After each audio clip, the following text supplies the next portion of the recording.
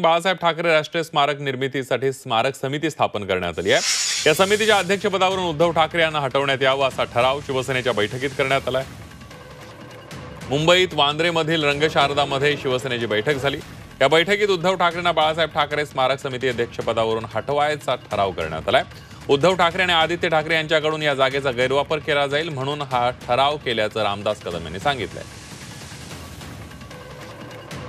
ज्यांनी शिवसेना प्रमुखांच्या विचाराला हळताळ पासलंय, शिवसेना प्रमुखांच्या विचाराच्या विरोधामध्ये फक्त मुख्यमंत्री बनण्यासाठी लाचारी पत्करून जे उद्धव ठाकरे काँग्रेससोबत गेले, त्या उद्धव ठाकरेंना शिवसेना प्रमुखांच्या स्मारकाच्या अध्यक्षपदी बसण्याचा नैतिक अधिकार नाही।